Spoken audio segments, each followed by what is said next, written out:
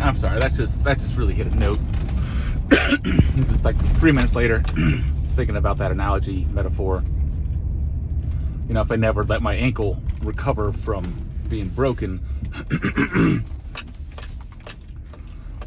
I'd still be hobbling every day, and everyone would know about me. Like, Will, you got the bad ankle. He's always got a gimp and a limp. He's always bitching, taking meds for it. Like, yeah, that Will. Hello, people. He's all Will White with his bare ass in the Bear Creek with his bare ass thoughts. Not the creek, obviously. I already did that today. Video upcoming. Anyway, I'm curious about anyone out there that has any addiction or reliance, not alliance, reliance. Someone out there that relies on some sort of chemical or meditation, or any sort of like activity that they kind of need in order to have a calm nervous system or to fall asleep. Let's say falling asleep. I'll say for myself, pretty much every single day, somewhere around like 7 p.m., it just out of the blue, like, ooh, a drink sounds real nice right now.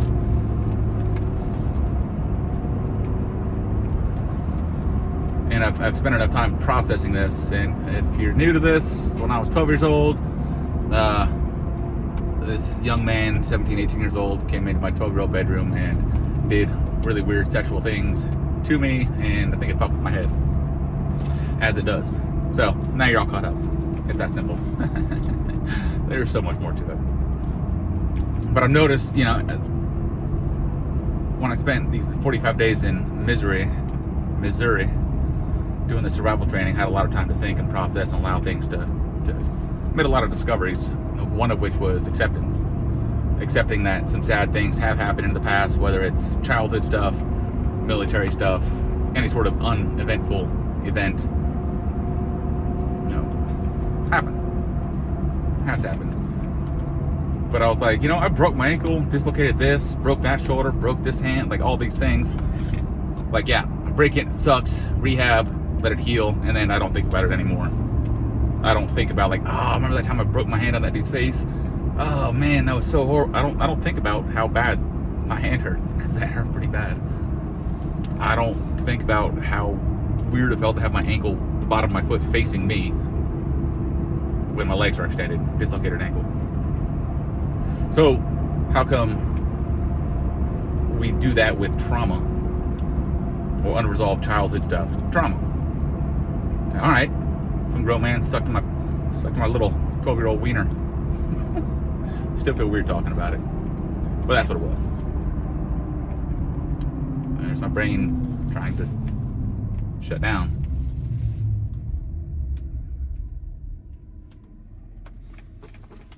There's an overload there when you start talking about stuff and the brain just like, I just can't think. It happens when you're talking about this kind of stuff, so bear with me. And if that's you, understand that's probably what's happening. Where was I? Jeez.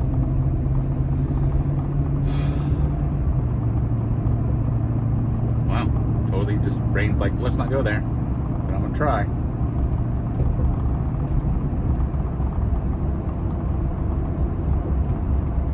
Injuries. Okay, I'll try to retrace my steps. Injuries, they happen.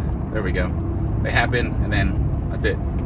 We don't hold on to them because they heal. But when it comes to psychological stuff, until they heal, they're still there. And I think they present themselves with oftentimes anxiety, depression, guilt, and anger, maybe. I don't know. Wow. Jeez, my brain totally just like doesn't want to work right now. All right, so let me go back to the beginning. I've noticed over the past, couple months, being able to really dive into this stuff, accepting. That's what I was getting at. Yeah, I broke my ankle. It's over now. Broke my hand. It's over now. This shit happened, which is why I have, PTSD or unresolved trauma. How come we're not like, yeah, it happened? and that's it. Like a foot, broke my foot. All right, that was 10 years ago, big deal. It sticks around, and I'm learning as I'm talking that's because the fracture's not healed. The broken this, broken that is not healed. That's why it still ails you. You know, if I never had surgery on my broken ankle, it'd probably be an everyday debilitating like issue, like my ankle, ow my ankle, ow my ankle. Just like a lot of us with like, God, I'm so depressed, I'm anxious, I'm so angry, I'm so jealous, I'm so envious. Like, okay, that's probably some stuff that hasn't been resolved, hasn't been healed, right? So there's my talking point. That's what I got right now. But here's the cool thing. All the time I've spent diving through this stuff is coming to an acceptance. Like, yes, I broke my fucking ankle. Yes, when I was 12 years old, this dude did weird things to my body. Yes, I had PTSD from past experiences. Okay. That's where you're at. Meet yourself where you're at. Think you'll land a culprits for that?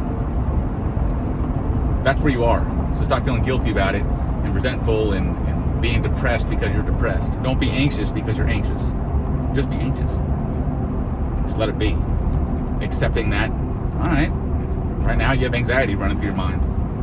Right now, there's some depression going on. Whatever it is, okay. The moment you're still like, you start thinking, God damn, this depression's kicking my ass. I'm so depressed. Like, you're just reaffirming, you're reminding yourself to be depressed. Cut that shit out. Just acknowledge, like, all right, right now I'm experiencing, a state of depression. Whether it's been a minute, a day, a week, month, year, a decade, your entire life is what it is. Accept it, but not in a way like the battle's over. Just acknowledge, like, all right, that's where I'm at. Stop judging myself.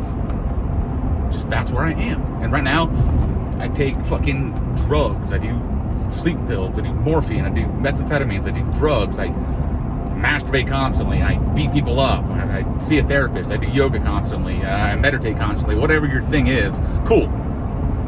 If that's what you're doing, great. Don't beat yourself up over the fact that you need to do it. You're doing it. If you're not doing it, I'd recommend you start something. Well, don't start doing drugs and shit, but we all cope in our own ways. I don't think anyone has the best way. I think that the best thing is to heal it and fix it, resolve it, get past it. So, there's a pro tip. Wherever you are, acknowledge that's where you are, and there's a reason for it. It's probably not your fault. Something else is causing you to find an escape. That's why we do drugs and drink and whatever our coping mechanisms are. We have it because we're trying to escape something we don't want to experience. Because we don't know how to experience it and resolve it. It's what it is. Accept it, baby. Final question. Here's the initial question. I don't remember the exact day and time, but I know when that dude, Jason Cooper, hope you're watching this, dude. Hope you're watching this. Pretty sure I could end your world very quickly at this point in my life. But I'd rather you watch this and heal. As fucked up as that sounds. I should want to murder you, man. I wonder if we meet what I would do. I'm not 12 anymore. I know some shit now. I'm hardened now. But I know it was in the evening when the episode happened. I'm guessing somewhere between 6 and 8 p.m. Probably closer to 8, I'm guessing. And I noticed between 6 and 8 p.m. almost every day, somewhere in there, it's like, oh, I want a drink. I need a drink. I need a drink. Like clockwork. And I finally kind of put it together. I was like, wait a second. I started having childhood issues when I was 12. 12 is when it happened. Around, between 6 and 8 p.m. is when I want to have a drink. The situation happened around 6 to 8 p.m. I talked with someone very recently, very similar experience, and they require a good amount of medication, like medicine, pills, to sleep. I was like, what time? And they went into it and they're like, it was around 3 o'clock when this thing happened 30-something years ago, 20-something years ago. And this person says, like, usually around 3 o'clock is when